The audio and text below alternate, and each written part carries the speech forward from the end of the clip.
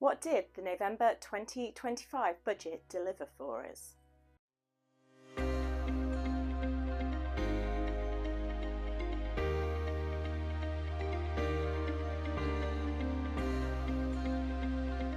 Hi, I'm Kimberly Shapcotts, qualified chartered accountant, property investor and entrepreneur. Let's sit down and have a chat.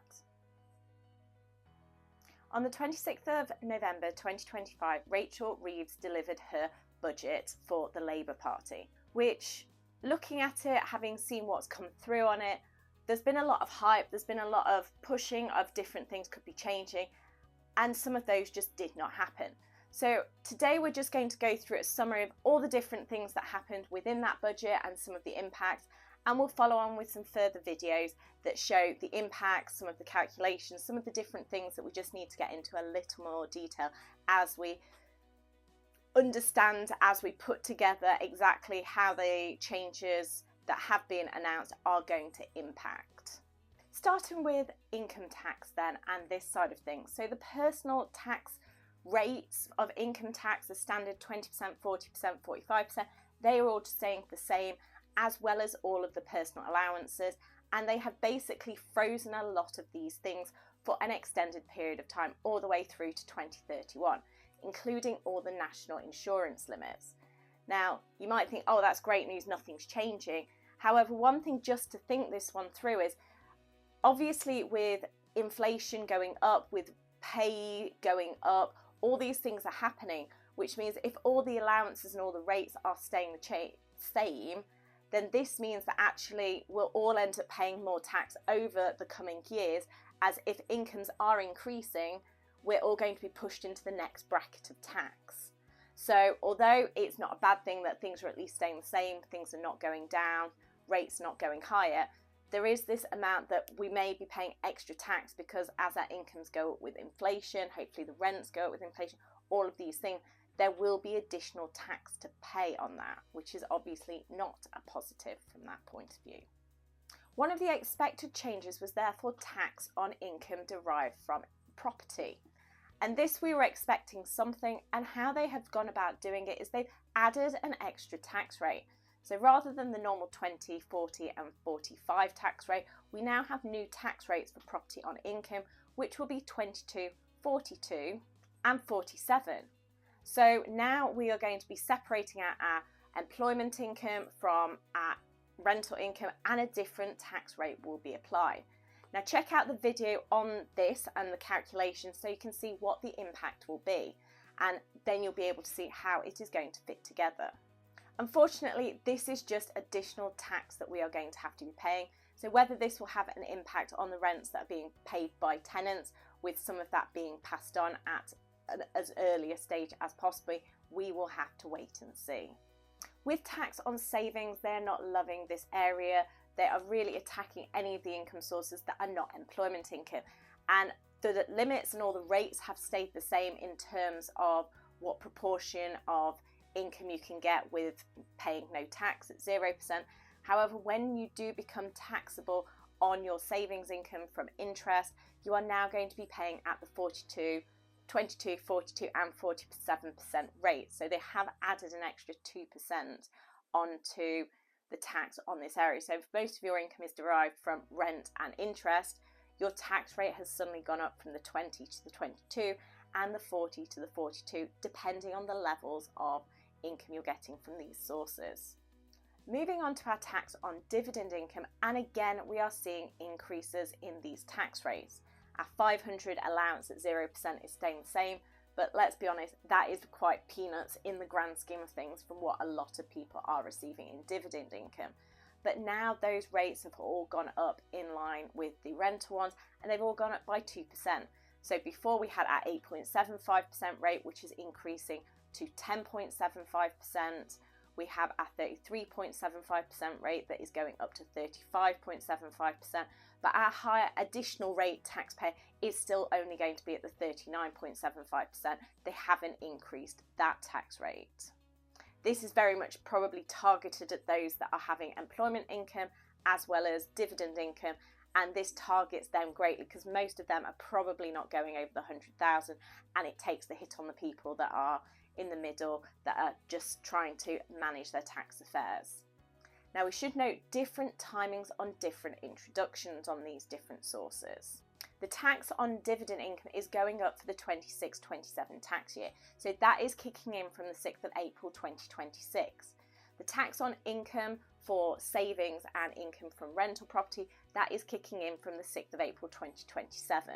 So they have pushed a few of these things down the line, which means we're not going to be impacted immediately, but it is something we need to be knowing that this is going to be coming in. So if we still have that income source at that time, it will have an impact then.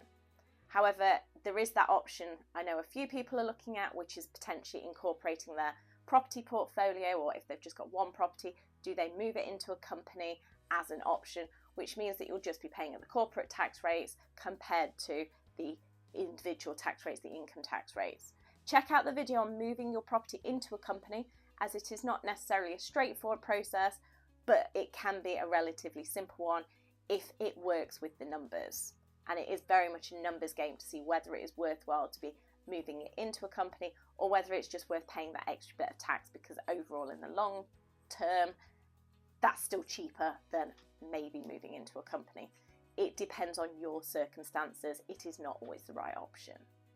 A big change that is probably something that not many people necessarily noticed is they have changed the ordering of tax income and how you tax it, which you're probably thinking, what the hell, it doesn't make any difference to me. Whereas at present, what we can do is we can choose to put our personal allowance against the highest rate of taxed income. So that means we can choose whether we put it against our employment income or we choose whether we put it against our rental income. Going forward, they are changing the tax rules, and in effect, you will only be able to set your personal allowance against your employment income first, trading or pension income, before you can allocate it to other sources of income. And this is kicking in from April 2027. So the reason that they're doing this is because they've increased the tax rates on interest, they've increased the tax rates on rental income, and they don't want you kind of going, well, I've got a job, but I've also got rental income.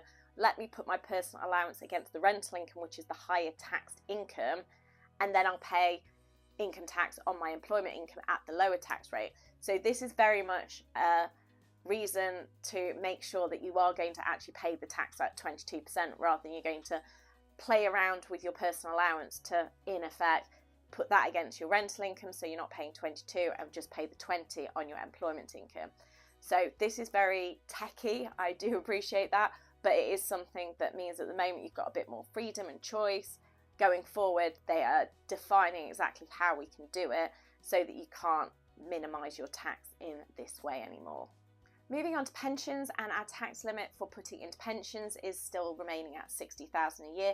So if you do have a company, there is still definite benefits to moving things into a pension, and it could be a great way to save some tax.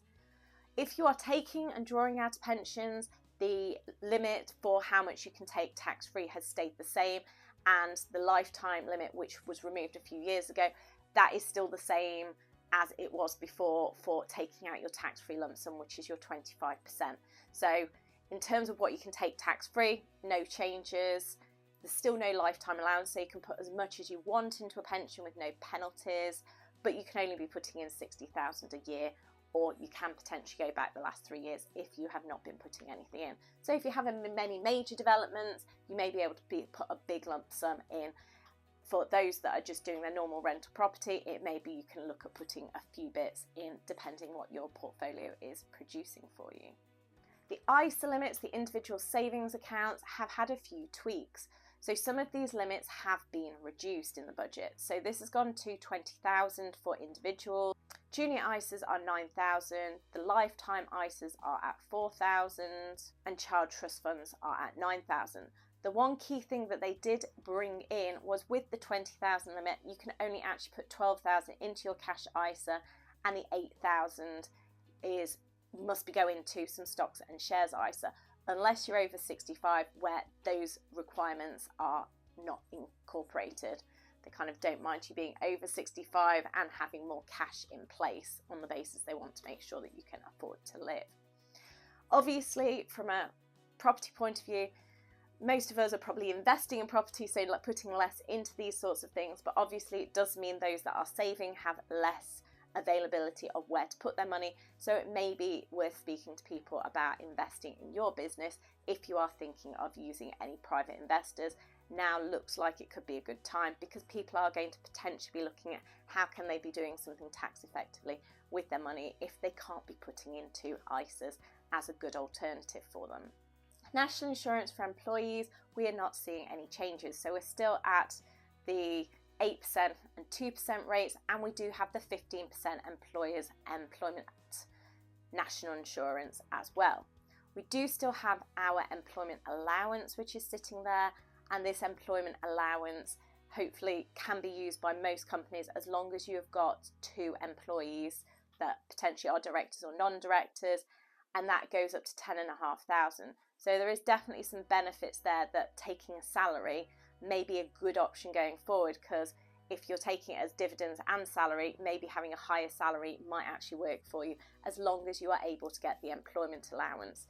There's definitely a few more tweaks that we need to be looking at how people are taking their income out of their company, and it may be more salary and less dividends compared to before, where we were less salary and more dividends based on the changes in the tax rates. So that is definitely a calculation you may need to be looking at as we head into 2026-2027 tax year onwards.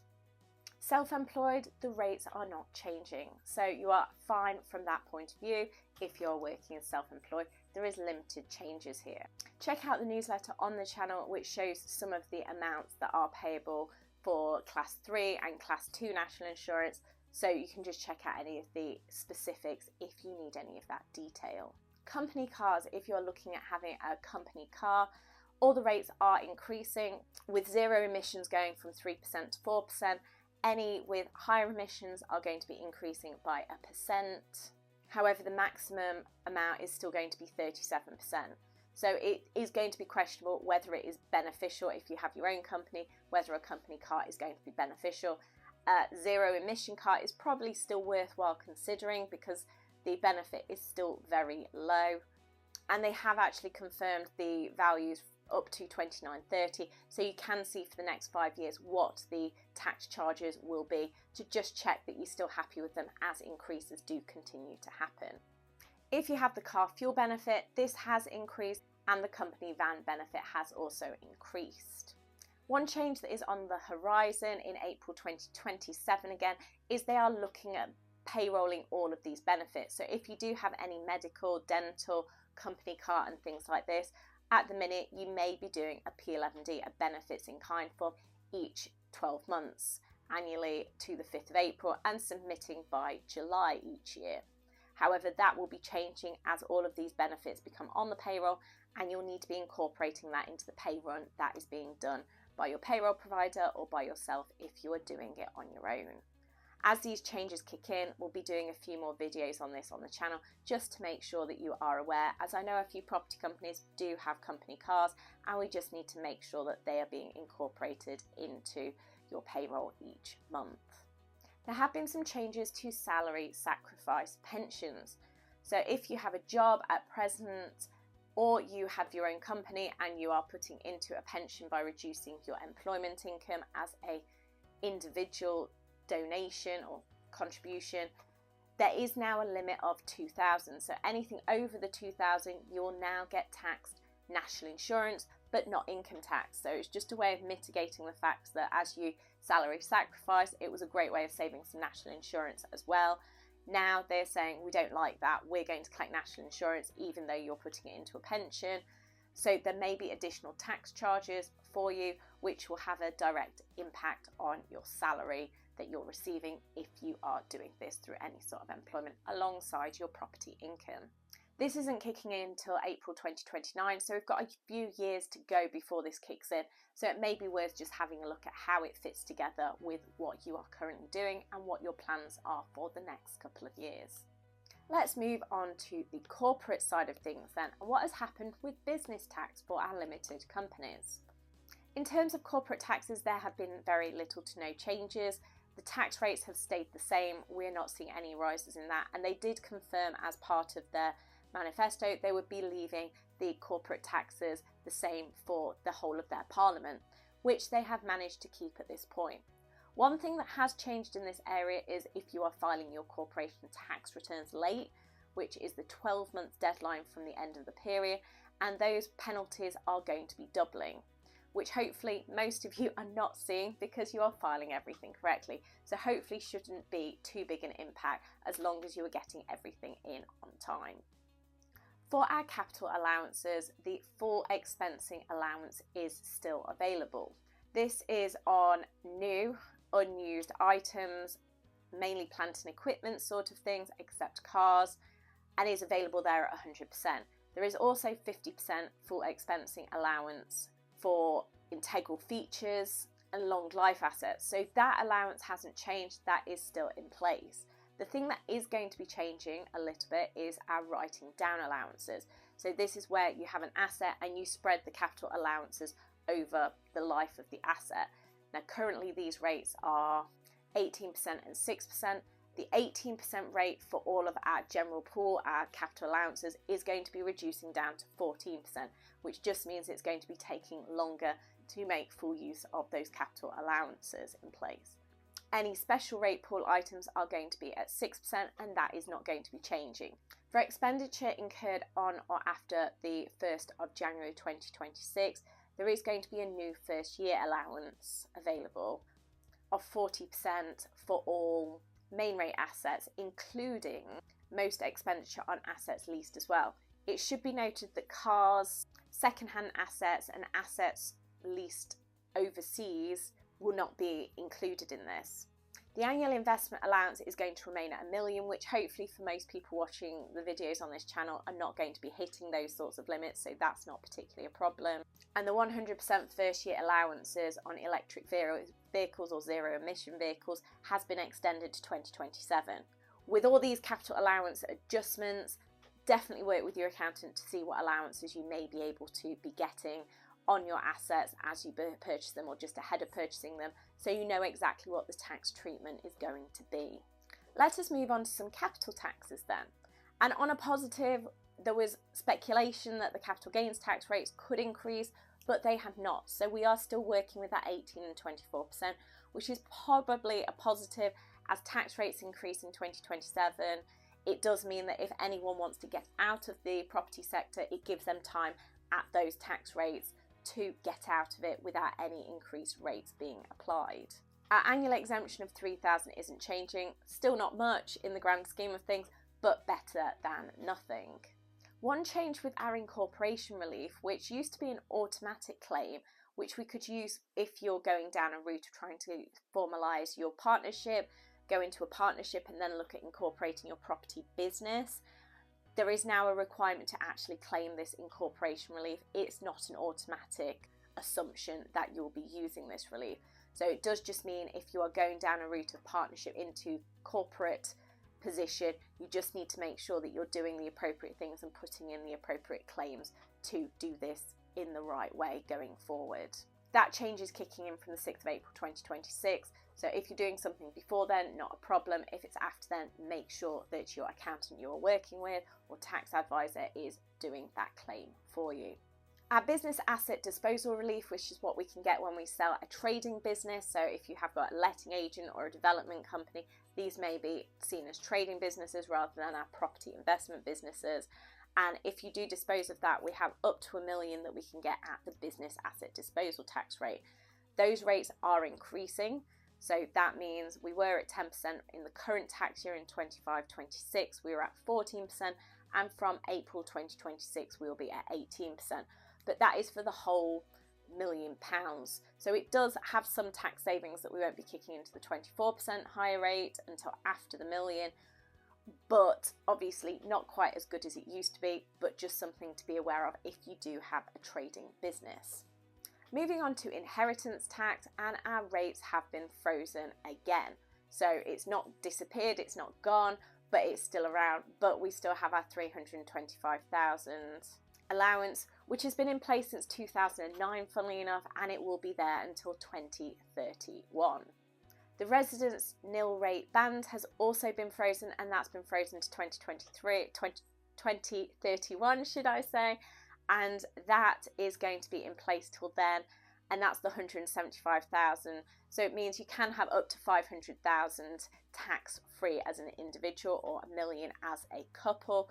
The only thing to be aware of is if your portfolio, your estate goes over 2 million, you do start to reduce that residence nil rate ban. So there is a few quirks to the calculation if you have got a sizable estate, and that extra 175,000 may disappear if that's the case. Unused pension funds were something they mentioned in the last budget, and there's been no changes on that. We are expecting that to come into the inheritance tax regime at April 2027. So this means that any unused pensions will be taxed. They have clarified a few points here in terms of the way that you will, as the estate manager dealing with the estate after the person has passed away, you will need to pay the inheritance tax. However, you can instruct the pension scheme provider to make that payment out of the pension fund. So there's a few further details there. If you become in that position, it's something to just check out how you deal with. But we're still waiting for full legislation and full documentation to come out on that side of things. And if you have got any concerns, obviously speak to your pension providers about that side of things, because they'll hopefully be able to give you a bit more feedback, or at least give you an idea of when you'll be able to get more information if it is an area of concern for you. Our agriculture and business property relief has had some changes in recent budgets, and this was the introduction of a higher limit, whereas before it was unlimited. This is great if you have a trading business as well as your property business, because it meant that you didn't have to pay any inheritance tax on the trading business. This was limited to $1 million and restricted to an individual person. One of the changes that we have seen in this budget is now that is transferable between spouses, which is a great thing, because before it was a matter of you'd lose your 1 million if you didn't pass it to the next generation at that point, because you couldn't pass it to your spouse, because then they'd still only have 1 million, they wouldn't have the 2 million. That has now changed from April 2026. So it does mean as long as everyone is going to survive past that point, you don't need to be making changes in wills and things like that. If there is anyone who is towards end of life and there is that issue, they may need to just make sure they update their will, or you may need to be doing a deed of variation, which will then adjust the will if you need to make some changes so that you don't find you're getting hit by lots of inheritance tax. Moving on to VAT, and we've seen no changes. So that was an area of speculation in most of the pre-budget announcements and different things going on there, but no changes at present to our VAT limit. So that means we are still at the 90,000 and deregistration at 88,000. So that's great news for any of our serviced accommodation clients, because hopefully you're either under it or you're over it, and if you're over, you're going over enough to make it still pay for your business. We had confirmation that making tax digital is still going ahead, so we are putting fully plans into place for that for our clients. And if you are going to be affected, make sure you are getting yourself set up, depending if you are the 26, 27 or 28 implementation dates. Check out the channel for more videos on making tax digital, where we'll be doing a lot more as things are coming into play, and finding out more and more about the practicalities of doing it and submitting shortly. For those with higher value properties, one area they have said is they are going to be taxing those properties over 2 million, and those with the mansion tax, as it's being referred to, is going to be charged with your council tax. So this is something that you are going to be seeing in 2026 as they bring this in for the coming tax year. This will be an increase in tax charge from 2,500 to 7,500, depending on the value of your property. So anyone who's probably living further down south and may have some higher value properties that they're in, just be aware that this is coming, and it is something you're going to unfortunately need to budget for. Electric vehicles, they are bringing in a duty. So at the minute we have fuel duty on petrol. So anyone who's driving a petrol car will be paying the duty by the fact that they're putting petrol into their car. Electric cars obviously don't have this same gambit. So on that basis, they are bringing in a new duty for electric cars, which will be paid with your annual DVLA payments that you make. So this is something that is coming. The system is being set up, so we don't quite know what exactly it's going to be, but some of the figures are a couple of hundred each year to make a contribution to a duty tax from an electric car point of view compared to those that are paying on their petrol fuel that they are putting in the cars. There are some additional quirky things that have happened in the budget as well, but they don't really relate to property. But if you want to read the full briefing that we have drafted at Shapcotts Accountants, check out the newsletter which is on the channel. You can download it and have a look at exactly all of the specific points with all the different numbers. As you can see, there's a variety of different things that are changing, but overall it's not been too big a budget for immediate changes. We've just got quite a few things that we're going to be seeing in the coming years, and we just need to be aware of, be prepared, and we can put things into place as appropriate. Hopefully today you've got an idea of what is to come with our taxes. If you have any questions, then please do leave a comment. More videos are going to be coming on some of the topics covered today, so check out the channel to see those when they come up. Please like the video and do subscribe to the channel, and let's make tax less taxing.